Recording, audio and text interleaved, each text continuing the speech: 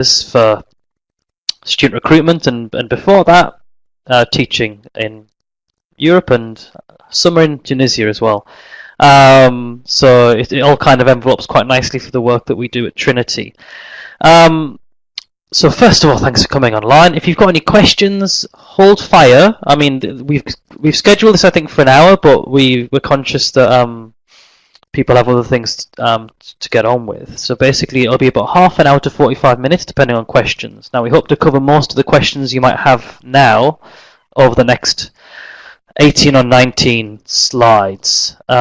So I will get started. I mean, ISE stands for Integrated Skills in English, and basically there are three kind of key components that we talk about, primarily that we're testing at CEFR levels, which we'll go into a bit more detail about later. The test is Integrated Skills for Study, which essentially means we're looking at speaking and listening and reading and writing and how they're used together rather than assessing them separately. There's a huge face-to-face component which reflects lots of Trinity's assessments, and we're going to do a quick slide on Trinity next to get you familiar with who Trinity is and what we do. And also there's a big theme of feedback in our assessments, and it's no different with ISE. So who is Trinity? Trinity College London is an awarding body, a college by name, not by nature. So back in 1887, there was a Trinity College of Music, and part of what they did was provide not just courses in music, but they began to do assessments. By 1938, they had their first English language assessment, and then towards the end of that century, there was a division between having a music college, which today is called Trinity Laban, and an awarding body, which is Trinity College London. So it's an interesting name, especially for Alex and I, who we meet a lot of people across the world at various events. It does catch people out. But for those that know us, Trinity is known for a whole swathe of ESOL exams, particularly GESE and ISE. GESE meaning the graded examinations in spoken English, which is a very popular two-skills test used in all kinds of contexts across many continents, particularly to do with primary bilingual education. And ISE first came to fruition just after 2001, where the Common European Framework was first introduced, reference for language proficiency. And so ISE benefited, and it was very advantageous for Trinity to be able to use the CEFR as a resource and map from the CEFR rather than retrofit an examination to it. So the Integrated Skills in English exam first came about some years after the CEFR was first published. It was revised in 2015 mainly because there'd been uptake, and it's been started to it'd been getting used for higher and higher stakes contexts. So Trinity, with the help of Cruella, I'll explain who they are later, revised the ISE and relaunched it almost exactly 2 years ago. I think 2 years and 1 month. Trinity's operations in 60 countries. We have 3,000 ISE test centres at the moment. Some of those in attendance might recognise Trinity more from the TESOL perspective. So we have a CERT TESOL and a DIP TESOL. In common lingo, they would be the same as the SELTs and the Delta. The same because they are both Ofqual approved. I think they're the only Ofqual approved and British Council accepted TESOL qualifications on planet Earth. One thing that Trinity has in addition to this is the TILEC, which is the Trinity Young Learners in English certificate, which is an extension certificate for those looking to specialise in young learner English language teaching. So yeah, Trinity is regulated and approved internationally. I think it comes up later as well, but we have to fall in with Ofqual qualifications, which is the UK's local kind of body for exam boards and awarding bodies. So, on to ISE. I mentioned a couple of things already. First of all, it's mapped from the CEFR rather than retrospectively to it. And we're looking at A2 to C2 levels. When it was revised, we revised A2 to C1 due to those being the most prolifically taken levels across all English language proficiency exams. Speaking and listening is delivered one-to-one. We'll hear more about that later. It's quite interesting. Reading and writing is delivered like other similar tests like IELTS, etc., in paper.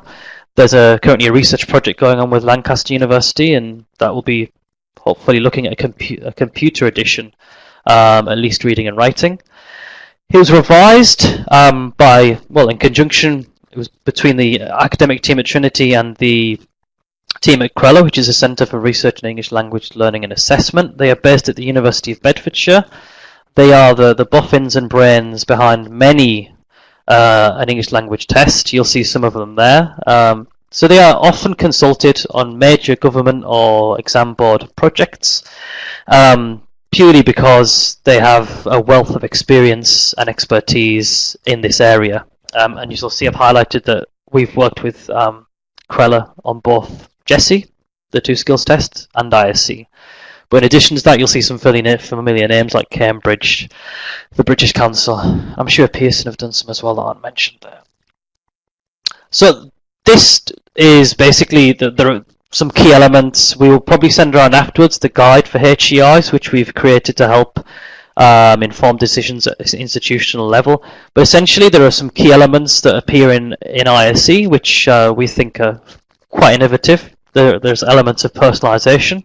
Lots of these we'll pick up on later, so don't get bogged down in this. But obviously there's the assessment of integrated skills, but we also look at academic study skills and transferable skills, which can be developed as part of a course working towards ISE. So Trinity's what I forgot to mention on Trinity's background page was that a key part of our philosophy is for tests to be not an end in themselves, but rather a springboard for learning and for achievement. That's to say, teaching to the test is not something that Trinity aspires to have our assessments be used. And when we are constructing the tests, we bear this in mind so that they are as we would say positive in terms of their educational impact as they can be.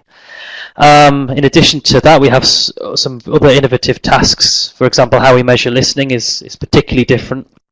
And again, Alex will go into more detail on that.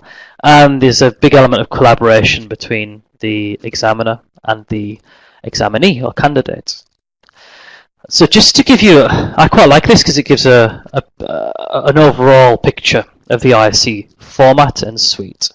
So first of all, reading and writing, which as a 2-hour paper, that's fits in pretty much with common conventions with the high stakes tests that you'll be familiar with. For speaking and listening, like I said, it's quite interesting. There's a speaking and listening, and as I promised, Alex will go into more detail on this in just a moment. But you'll see that there are a range of tasks. Now, where it says 3 or 2 speaking tasks, there are actually listening components in there as well. But essentially, module is the word that we use, but basically there are 2 papers. The speaking and listening paper, which is actually a one-to-one with an examiner and a tablet. And there's a reading and writing paper. So there are fixed dates for the reading and writing, which you'll find on Trinity's website. And then the speaking and listening is often arranged to coincide with that if a centre wants to take a session in the same period. Or what they might do is do it a couple of months apart to give students a bit of time. For example, the speaking and listening might be much easier for a European student than the reading and writing, and so forth. So I'm going to pass over to Alex now. I've been teasing you about the speaking and listening, so I'm going to bring him in now to give you a bit more detail. And I will join you later. Alex will take you through the test itself. You've had an overview from me in terms of the format and a bit of the background. But Alex will really give you a bit more of the flesh and bones. Thank you very much, Johnny. Over to you, Alex. Well, it sounds like you're on a spacecraft or something with your headphones and microphone. But hello, everybody. My name is Alex Thorpe, and I'm one of the lead academics for Trinity College London, and I'm currently in our head office in London. And wanted to just give you a quick overview of the nuts and bolts of the exam, but you will be able to read far more later by looking at some of the teacher's guides or documents that surround the exam. So if you have any sort of more in-depth questions, feel free to ask them towards the end of the webinar, but we will recommend some additional reading later. I'm just going to go back one slide before I go forward, and just one thing you may have noticed already is that the ISE, Integrated Skills in English, is a banded exam. And what I mean by this is not a sliding scale. So if you take an ISE, you take the ISE at a specific level. You may be familiar with the CEFR, the Common European Framework for Referencing Languages, Language Learning, and the ISE exam is mapped to the CEFR, and this is used in many countries. Of course, it was originally a European standardization project, but is applied in many other countries. But whereas A2, B1, you're going from pre-intermediate to intermediate, B2 is kind of upper intermediate, C1 is advanced. C2 would be upper advanced, if you like.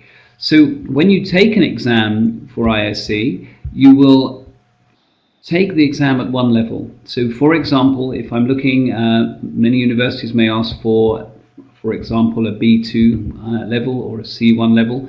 So if you take a B2 level, that's the exam you take, and you will need to pass both modules, thereby you would receive a certificate for each. So I would take my reading and writing paper, I would pass and get a certificate for my reading and writing. Then the speaking and listening, if I pass, I get a certificate. And when I have both certificates, I would receive the overarching certificate at that level. If I fail one skill, I would fail the exam. And this is for the simple reason it's a 4 skills exam. So we will need stakeholders to be able to recognize the exam as being for 4 skills. So we don't use any compensatory marking, whereby if you have a very low score on one particular skill, you would still be able to receive the overall paper.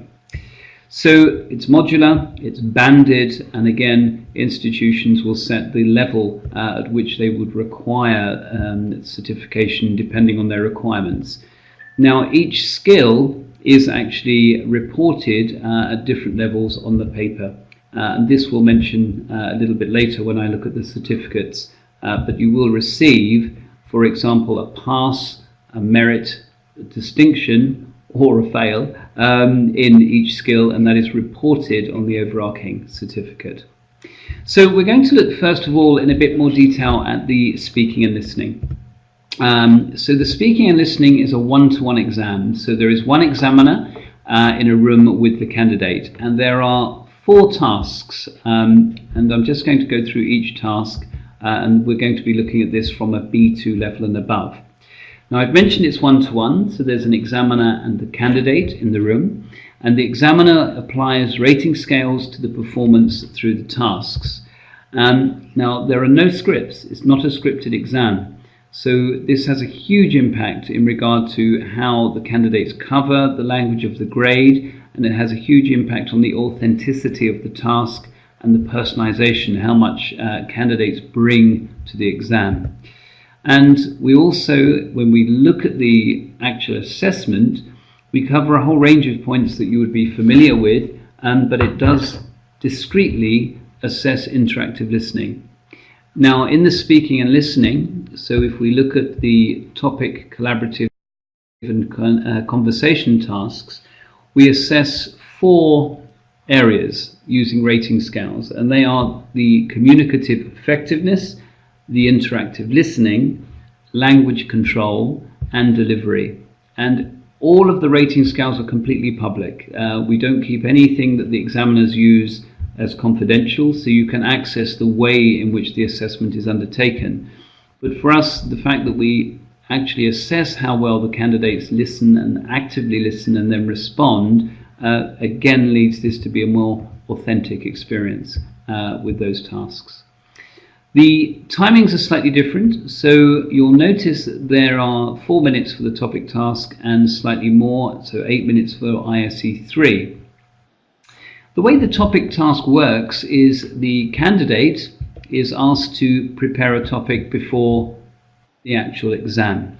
So at ISE 2, the candidate would likely bring notes or some kind of mind map, not a script, to the exam, and the examiner uses this for a dialogic conversation. You may say, well, hang on, surely they'll just write a script and memorize it. Now, this can happen, but in fact what would happen then is the examiner would just interrupt. I mean, we all know as teachers, as trainers, when someone's reciting. The eyes move, the intonation changes. We're not looking for memorization at all. We're looking for a dialogic, interactive, co-constructed dialogue. Now, there's a lot of guidance about the language we expect to be used, but the candidate can talk about whatever they want. So from a study perspective, it could be the subject they're studying, it could be their hobbies, their life. It's highly personalized, and this gives the candidate a degree of control over the exam. Now, the examiner, we will steer the exam, of course, and elicit the language using a range of strategies, but what we really will be doing is talking about the world of the candidate. Now, the collaborative task is a kind of situational dialogue, and this is really about strategic competencies. So if I were to say and open a conversation and say something like, I don't know, I really didn't sleep well last night, how would you respond? And the collaborative task is there because the candidate is required to pick up, maintain and control the conversation. The ISE exam is not a grammar exam as such, it's a communicative exam. And of course, grammar sits in there, but we are looking for those communicative competencies. And you'll be familiar with linguistic as well as social linguistic, and here we're really looking at those strategic competencies. Can I deal with unpredictable, spontaneous language? So the candidate here can't really prepare in so much as learn something for this, but it's about preparing to respond to something they can't predict. So it's really interactive, co-constructed. The conversation task, well, there are lists of conversation areas that are published, and candidates can do some background reading, they can prepare. Again, they will know the kind of language functions that the examiner will be looking for. And once again, there is a dialogic, co-constructed conversation around one of those topic areas. So, for example, this may be rules and regulations at a lower level or role models at a higher level, and a conversation will ensue based on that topic area. And then we have, separate to this, an independent listening task. Now, the topic, collaborative and conversation tasks are assessed using rating scales, as I've mentioned in those areas before. But the independent listening task is a listening text which is delivered.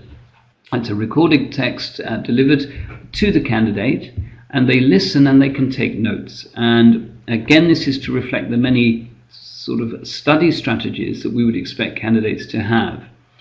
And after the listening text, which is meant to reflect something like a lecture, they are asked in the first task, well, what's the text about in general? So it's a gist listening question. Candidates listen again, and then after this, they give an oral response to the listening based on the content. And the examiner will give them a question, and very often it's about the discursive elements in the text at the higher levels. So, for example, what are the advantages and disadvantages, or what are the opinions for and against, depending on what the text is about. So there are a lot of skills in the listening task, and you may say, well, hang on, we've already got listening here in the topic collaborative and conversation. But actually interactive listening, as we all know, is very different. The sub-skills involved are very different to listening to a monologic text. So really this is about interactive listening, about co-construction, and this is independent listening, again, that candidates, students would be able to demonstrate in their studies. So these are assessed again using a rating scale based on how well they are able to report the content. And there you see that the timing is slightly different overall depending on the levels. So that's a very quick overview of the speaking and listening.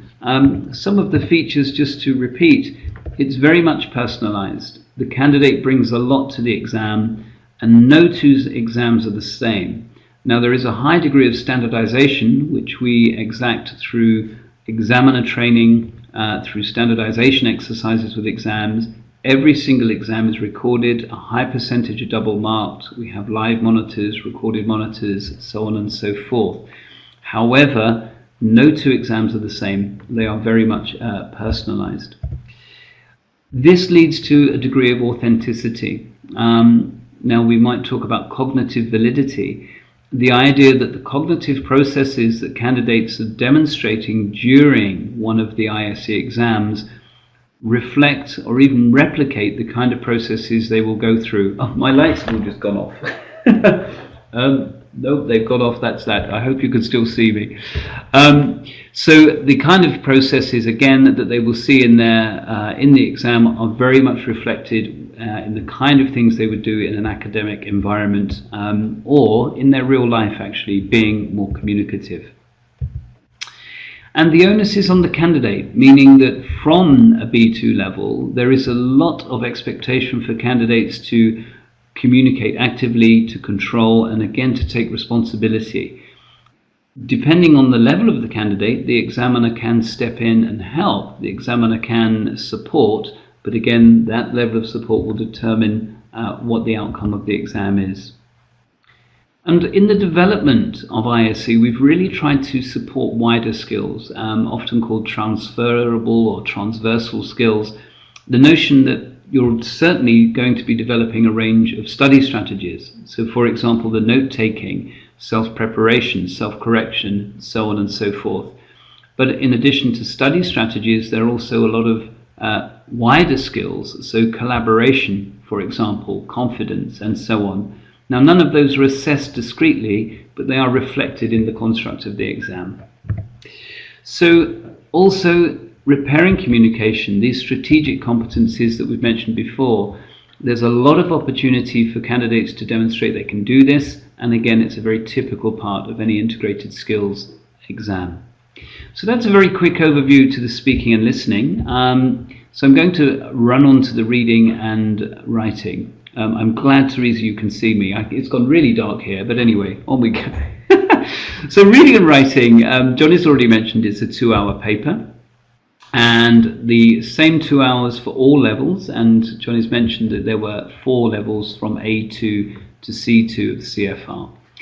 So you have the same 4 tasks, but they will of course increase in complexity and word length as you work through.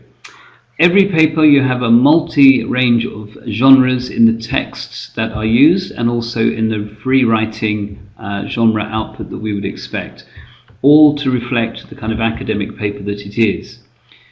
For the reading and writing, we expect candidates and encourage candidates to plan, so there are planning notes areas on the pages. They are also prompted to check their work, and also they can take notes. And also things like highlight in the multiple texts and underline and mark papers and so on are all practices we would encourage. And they're asking to use the source texts for their writing, and I'll explain that in a little bit in 2 moments. So how does the paper work? The first task is the long reading. The long reading is a more traditionally sourced text. It will be the kind of academic areas you would expect, and there are 15 questions, and the questions start being very extensively focused, so there's extensive skills, and they narrow in, and the last 5 questions are actually very intensive. We'll be looking for detail from within the text. And what's interesting is the last 5 questions of the 15, the candidate is required to use a frame to create a summary. So we're encouraging these summarization skills based on what is happening in the main text. So the multi-text reading, so the multi-text is drawn from 4 texts, short texts, that are all typical of what you would find in the internet or on the internet. So these would be reviews, blogs, all short texts, as I say. One will always be an infographic. So importantly, we're trying to draw upon digital literacies, the kind of text that candidates will be very familiar with dealing with on a day-to-day basis. There are 15 questions again, and those 15 questions, very similar to long reading, move from extensive to intensive. So we're moving across a range of skills to try and test all levels of comprehension of the texts. So the long reading and multi-text reading, as you may expect, are objectively scored, so these are right or wrong. Although there is some in those summaries, there is also a scale that is applied, and again all that information is available to you on the internet. But what is very unique with the ISE exam is the reading into writing paper. This is a free writing task.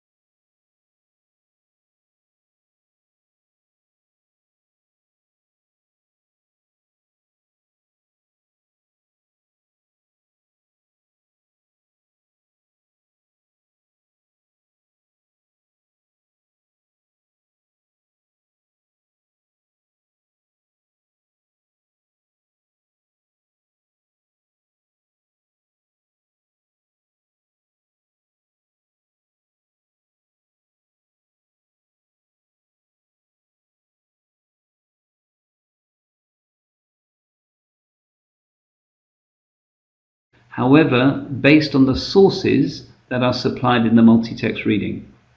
So candidates are expected to read across, to cite, to refer to the 4 texts that they have already covered in the multi-text reading. You may say, well, there may be some sort of construct irrelevance here in that if they don't understand a text, how can they respond?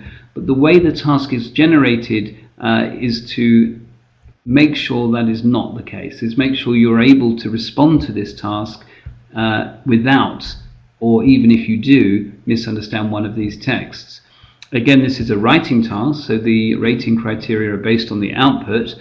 However, we are looking to cross-reference and refer to those texts here. So that's the reading into writing. Of course, there's a subjective rating scale, as you would expect. Again, these are all available online, and you can see how the examiners rate these. And then finally, we have an extended writing paper. So this is your more traditional open writing task, where the candidate is expected to respond to the task. They are once again encouraged to plan, check, and review their answers. The timings here are not stipulated but recommended. So as a 2-hour paper, this is the recommendation that's given. Again, it's up to the candidate how they would manage their time within the 2 hours. So a whole range of skills, and you'll notice the kind of transversal or transferable skills and study strategies that may sit within the tasks as they are. So that's a quick overview of the reading and writing. And a couple of points there just to underline. It's not a multiple choice test at any point, and the multiple text or multi-text reading again looks at these very much digitally based, familiar kind of texts and genres that would be expected. And once again, the reading into writing draws upon those texts and really using the kind of skills candidates would be expected to use within an academic environment. And I've already mentioned the transferable skills, and others that we've mentioned are not assessed, but they're certainly encouraged in the way the exam has been developed. So moving on, there's a lot of talk of late about assessment and formative assessment against summative and so on and so forth. Now, of course, this is a summative exam. However, we really believe, and our whole mission statement is based around washback and is based around creating a positive effect. The way this exam has been developed is really to reflect the skills a candidate would need to succeed in an academic environment. And therefore, if you do well in this exam or you prepare for the exam, you can't do that without using the skills you're going to need. And this is reflected in the feedback that is given. Now, every candidate that takes an ISE exam, whether they're successful or not, will receive a diagnostic feedback report. Now, that's a several-page report and gives quite a lot of information on how the candidate performed in regard to the sub-skills within the test. Now, here you'll see one example. So the reading, in this case, the candidate's passed, but you'll see the sub-skills for reading for the main idea. So in this case, the candidate has done very well.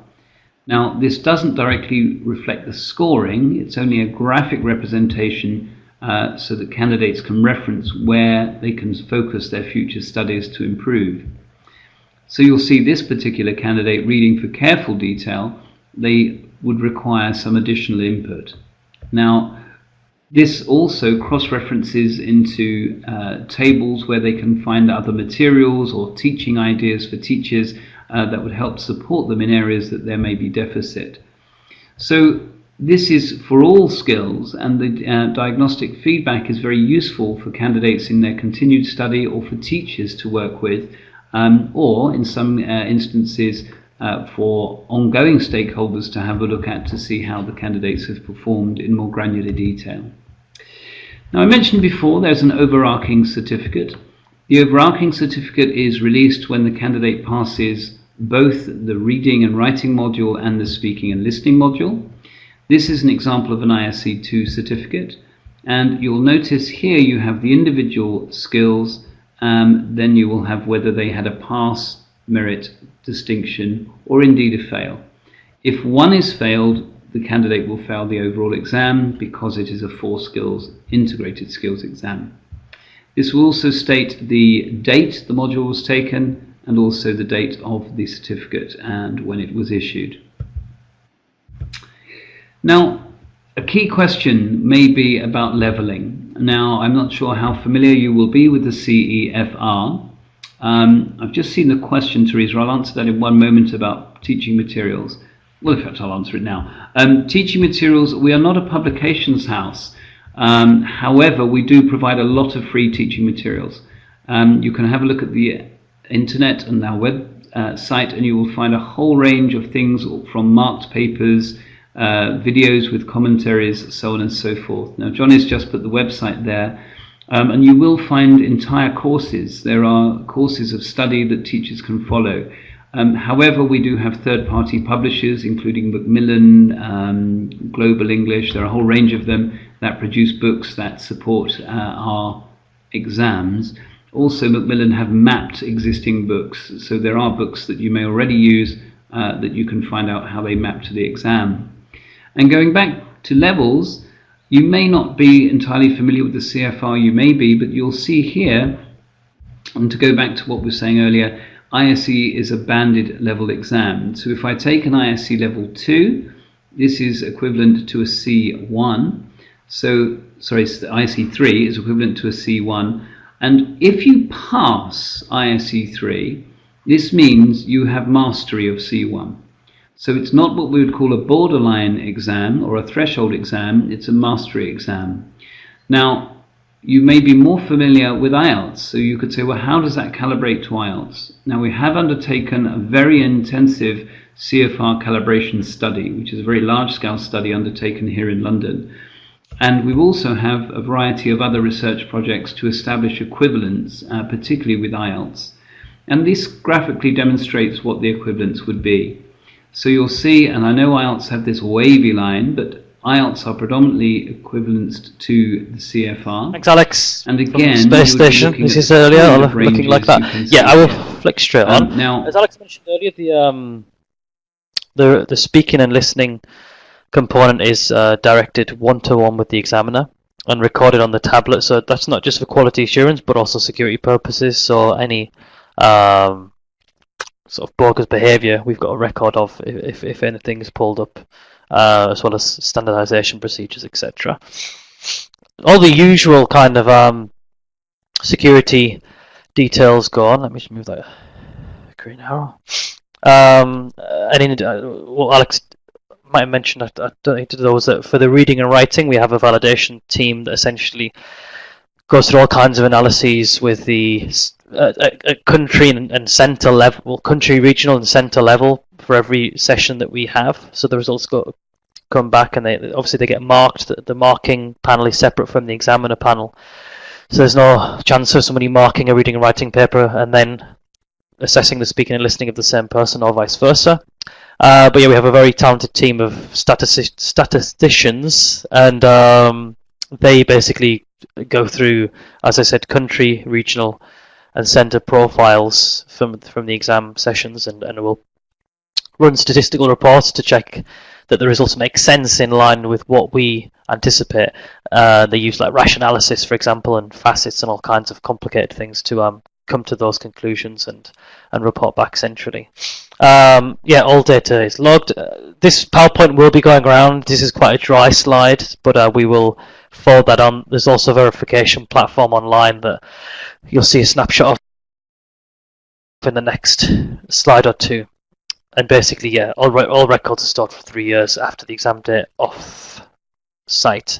As I mentioned earlier, we're regulated by Ofqual. One thing we haven't mentioned is SELT and UKVI. That needs a little bit of unpacking. So in the UK, we have exams that are called Secure English Language Tests, and they are basically approved exams and providers from the UKVI, which is the United Kingdom Visas and Immigration Services. So there are only 2 providers that are approved for SELT purpose exams. So SELT purpose, the context might be a student visa for pre-degree. It could be naturalisation or permanent residence applications. Quite high stakes arena. So the IELTS Consortium and Trinity College London, the only 2 providers that are approved by UKVI. And so that means for the 4 skills testing, there's only IELTS or ISE available for candidates. So that happened about 2 years ago as well, which was good timing, and it's helped Trinity in terms of profiling internationally, and it's also put pressure on us certainly to respond to that extra attention and to basically acquire more recognition and acceptance of the certificate, because there's an expectancy now from candidates and centres that ISE will have the same recognition as other well-known 4 skills high stakes tests, and we're getting there. Also a similar approval in Ireland, which has resulted in all the universities there accepting. We recently got the good news of the NZQA accepting ISE, and that will be embedded in their rules from first or maybe second quarter 2018. As a result, basically most of the New Zealand universities will accept ISE because they absorb the criteria selected by NZQA, which is positive. And we are having a growing profile in North America, including the States. To be quite honest, our strength in terms of recognition and candidature lies in Europe, but it is growing in other areas, particularly in Asia.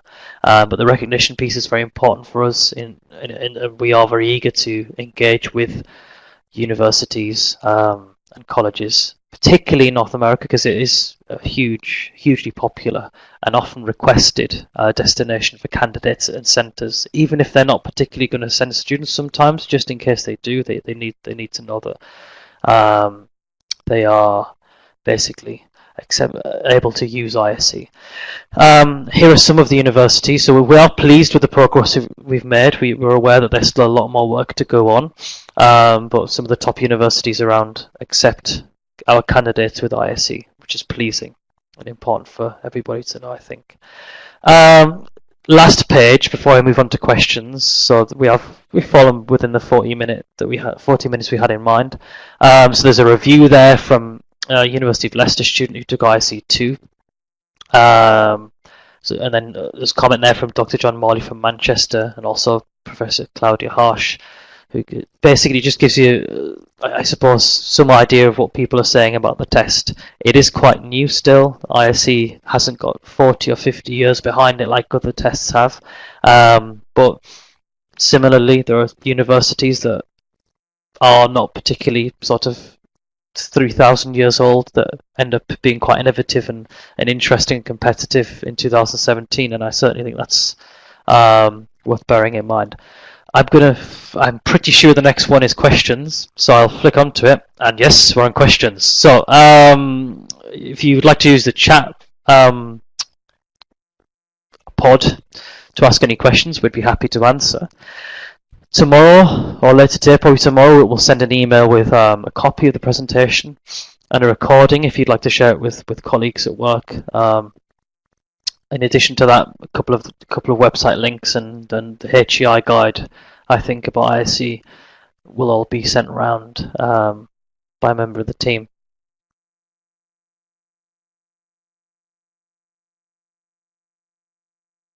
And hopefully Alec is still with us. Yes, you got a light on again. I found the light. So I was fumbling around. It's all automatic here in the building, and it's a little bit later here, so everyone's left. So it's like a ghost ship, and it's Halloween, so I'm really scared. Yep. So several questions coming in by the look of it. So let's see what's coming up. Probably one for you there, Alex. Yep. Hi, Eddie. Yes, it's not only British English, as is, I mean, again, I don't know how familiar you are with the CEFR, but the CEFR does refer to standard and non-standard accents, and standard would include American accents together with other international Englishes. So actually the recording texts do use a range, certainly from B2, a range of standard and some non-standard accents. So it's not all British English. I've lost track of the next question. There was one about turnaround. Right, Eddie. Turnaround, Carolyn, is between 6 to 8 weeks. So basically, normally the speaking and listening is much quicker because it's all synced with the tablets.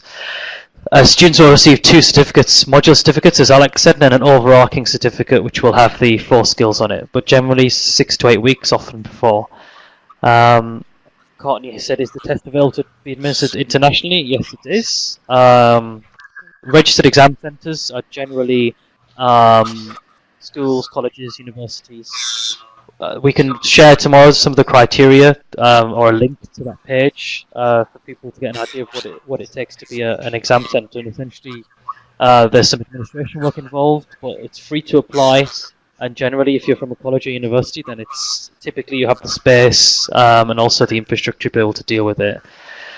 There's a question about there is Trinity in Portugal, isn't there? I'm sure.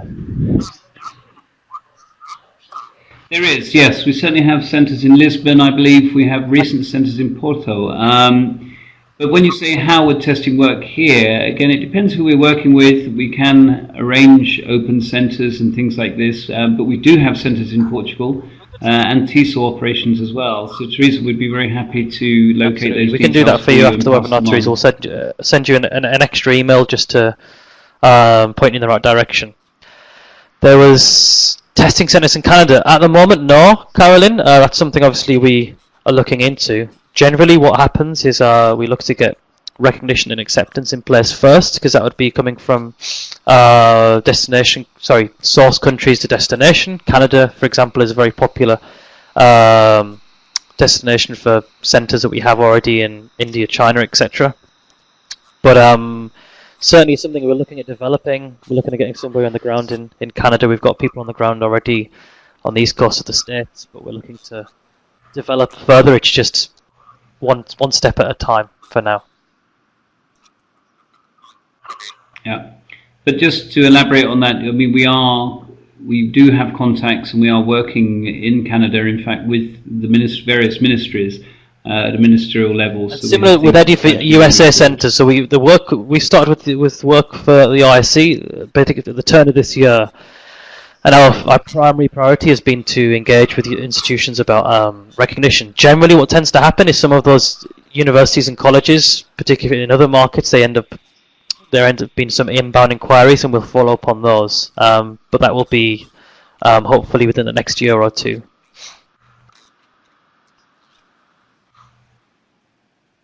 Yeah, Quifang, I see you saying about normally accepting IELTS, and again, this is something we would petition really and suggest is that ISE is a very different exam, and it's what we believe is that it nurses, it encourages, it develops a very different skill set, and a skill set very much mapped to what a candidate would need for academic success. So in regard for how would that map, you mentioned 6 to 6.5. Johnny, you're right if I just jump back through a few slides.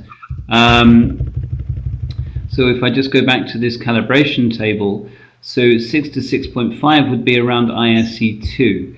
So if I just go back again, so ISE 2, if you were looking at 6.5, you may want the higher level of ISE 2.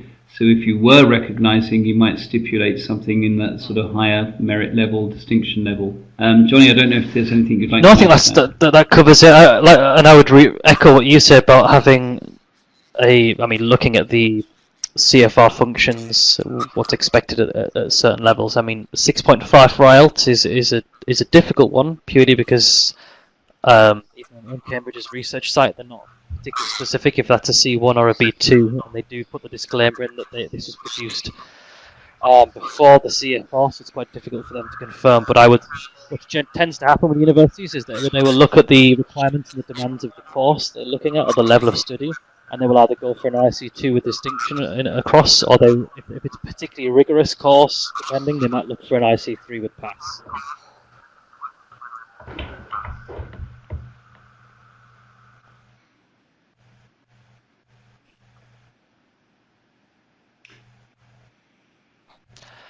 Cost is around the same. I mean, they're set at country-to-country levels, taking into account what competitors are charging, and generally, it would certainly not be much cheaper. It would more from the markets that I've been exposed to, and probably Alex, you'd agree. It just fits in with particularly what IELTS are charging, or even the Cambridge Main Suite, because in some markets it's between IELTS and the Cambridge Main Suite rather than TOEFL, particularly across Europe. But yeah, we've got I think that's. Could I just echo there that, I mean, one thing I don't know if you mentioned earlier, Johnny, that Trinity College London is a charity, and we have the mandate to endorse and encourage best teaching practices and support a whole range of educational missions, if you like. Now, part of that is we're still commercial, of course, because we have to pay for the organisation that exists and so on and so forth. But we're not a profit-making organisation, and generally the cost to tests are very, very similar. If anything, we're generally slightly cheaper, but it's not a huge difference. But they will be comparable.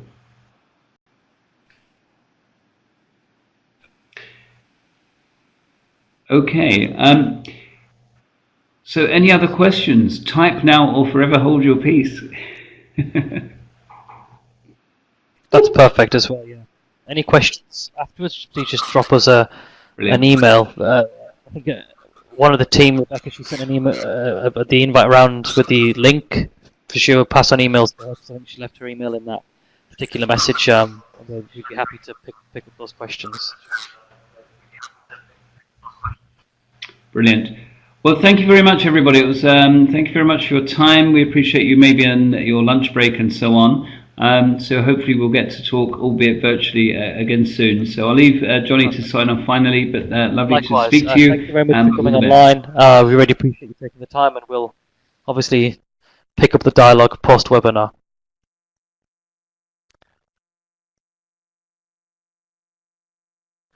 Thank you. See you later.